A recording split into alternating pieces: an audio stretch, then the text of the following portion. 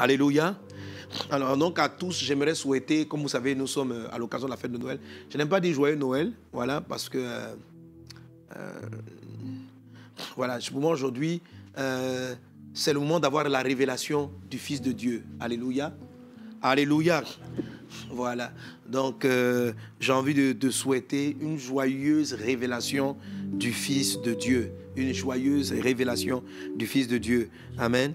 Je te lis un texte. Voilà, je trouve que je le trouve.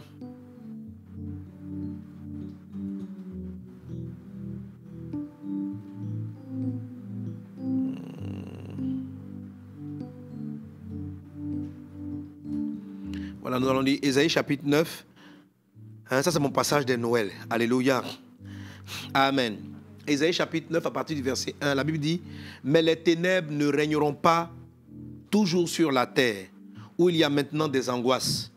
Si les temps passés ont couvert d'opprobre le pays de Zabulon et le pays de Nephtali, les temps à venir couvriront de gloire la contrée voisine de la mer au-delà du Jourdain, le territoire des gentils. » Alléluia.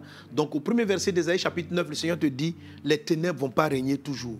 La maladie ne va pas régner toujours. Les difficultés ne régneront pas toujours.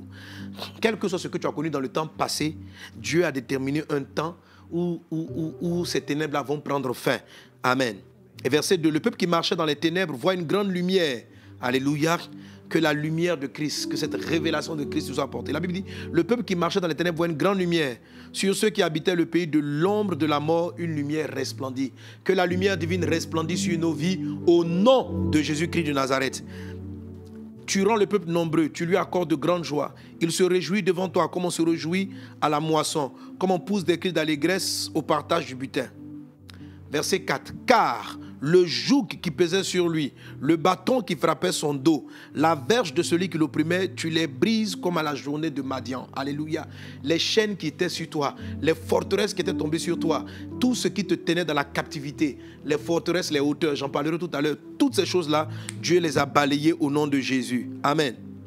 Il dit, car toute chaussure qu'on porte dans la mêlée, tout vêtement guerrier roulé dans le sang seront livrés aux flammes pour être dévorés par le feu. Verset 5. Et maintenant, verset 6, le plus beau. Amen. Car, si tu es là avec moi, tu vas lire avec moi. Car un enfant nous est né. On va ensemble, 1, 2, 3. Car un enfant nous est né, un fils nous est donné, et la domination reposera sur son épaule.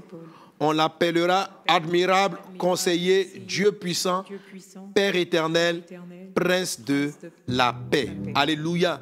Alléluia. Alors pourquoi les ténèbres ne régneront plus? Pourquoi la lumière va briller? Pourquoi les jougs seront brisés? Amen. C'est ce qu'il explique au verset, il donne tout cela depuis le verset 1 jusqu'au verset 5 et au verset 5 et 6, il donne pourquoi les ténèbres vont reculer. Verset 6, car un enfant nous est né. Amen. Et tu sais qu'il est question de Jésus. Un fils nous est donné et la domination reposera sur son épaule. On l'appellera admirable conseiller, Dieu puissant, Père éternel, Prince de la paix. Amen. Alors, ce jour de Noël dans le monde entier est une occasion où on se souvient de la nativité, de la naissance de Jésus-Christ. Je veux rappeler de manière historique que la Noël ne marque pas la date anniversaire de la naissance de Jésus, parce que c'est une date qui est vraiment inconnue. Amen. Je crois que Jésus-Christ a voulu volontairement qu'il en soit ainsi, de peur que nous ne tombions dans l'adoration et dans l'idolâtrie des dates. Voilà. Amen. Pour que nous puissions nous concentrer sur ce qui est essentiel. Amen. À l'origine même, cette célébration marquait le solstice, amen, avec pour certains dans certains peuples, une adoration même du soleil. Voilà, pour dire que ce jour-là, la lumière prenait le dessus sur les ténèbres, parce que les jours, à partir du 21 décembre, allaient commencer à devenir un tout petit peu plus longs. Amen. Et jusqu'à ce que le jour prenne le dessus. Voilà, donc à partir de là maintenant, les choses commencent à s'inverser. Alors donc les gens célébraient le 21 décembre, c'est pas d'abord le 25, le 21 décembre. Et plus tard, pour différentes raisons, dont on n'a pas l'occasion d'en parler ici, on a déplacé cette célébration qui célébrait le soleil pour dire, bon maintenant, la nuit, les ténèbres de l'hiver vont commencer à diminuer et la lumière va prendre le dessus. Voilà. Alors, je ne sais pas pourquoi donc, les gens ont associé cela plus tard à peut-être aussi la naissance de Jésus. Donc, au début, ce n'est pas une fête chrétienne en tant que telle. Mais, de nos jours, plus personne ne pense à ce soleil-là. Ok, le soleil aussi, c'est la création de Dieu. Dieu a créé tous les jours. Ne laissons pas un jour que Dieu a créé être dédié aux ténèbres, être dédié à Satan.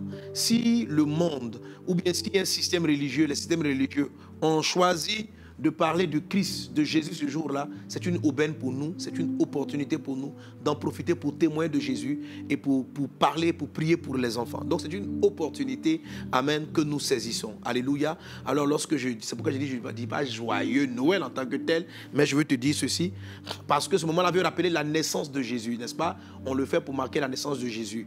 Parce qu'Yvan disait dans un de ses posts, on dit souvent la journée nationale de la paix. Ça ne veut pas dire que c'est ce jour-là que la paix est née. Ok?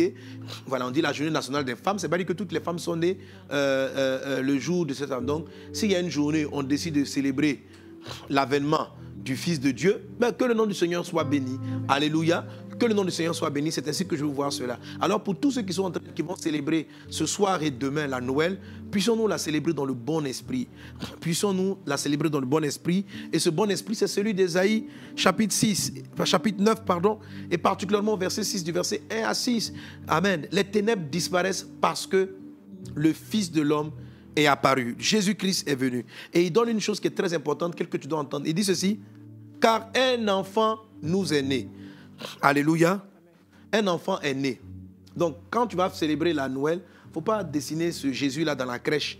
Amen. Ça, c'est l'enfant qui est né. Mais l'enfant Jésus ne sauve pas.